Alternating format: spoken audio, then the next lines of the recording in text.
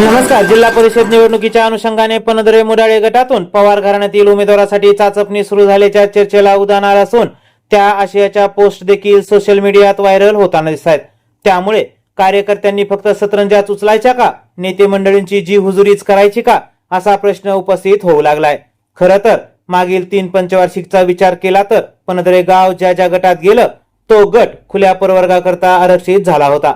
मात्र अशी परिस्थिती असताना देखील नेहमीच जगताप कुटुंबियांना डावलून सपत्नपणाची वागणूक दिली गेली आहे. त्यातच आता होऊ घातलेल्या पंचवार्षिक निवडणुकीकरिता पनधरे गट हा खुल्या प्रवर्गासाठी आरक्षित असताना देखील 7 ते 8 हजार मतदान असलेल्या जगताप परिवाराला डावलून पवार घराण्यातील नवोदितांना संधी देता येईल का, यासाठी चाचपणी सुरू झाल्याची जोरदार चर्चा रंगताना दिसते. त्यामुळे एकेकाळचं सरदार घराणं म्हणून विख्यात असलेल्या जगताप परिवारानं याही निवडणुकीत जी हुजुरीच करायची का, अशी भावना सर्वसामान्य नागरिकांमधून व्यक्त होताना दिसते. मागील 3 पंचवार्षिकचा विचार करायचं झालं तर 2007च्या दरम्यान जिल्हा परिषदेच्या झालेल्या निवडणुकीमध्ये पनधरे गट हा सर्वसाधारण महिला परिवर्गासाठी आरक्षित होता. त्यावेळी राजेंद्र पवार, हनुमंतराव कोकरे, स्वर्गीय प्रताप श्रीरंगांना जगताप, धनसिंग संभाजीराव जगताप, अशोकराव मुळीक, डी जगताप यांच्यातील दिलजमाईनंतर हनुमंतराव कोकरे यांच्या सुनबाई वैष्णवी कुलभूषण कोकरे यांना प्रेशर कुकर या चिन्हावर पुरस्कृत उमेदवारी देण्यात आली होती.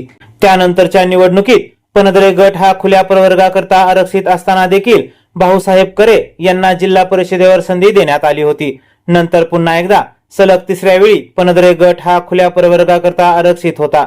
यावेळी देखील जगताप परिवाराला डावलून माळेगावच्या रोहिणी रविराज तावरे यांना जिल्हा परिषदेवर संधी देण्यात आली.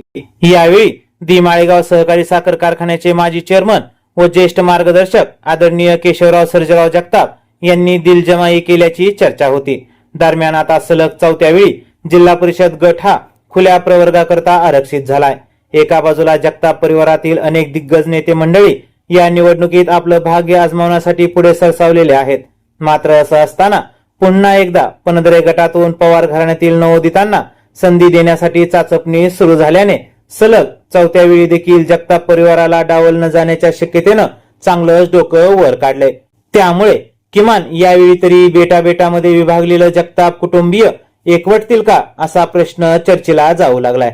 त्यामुळे येणाऱ्या काळात पनधरे गटातून पवार कुटुंबियांना संधी मिळणार का जगताप कुटुंबियांचा मान राखला जाणार, हे पाहणं औचित्याचं ठरणार आहे.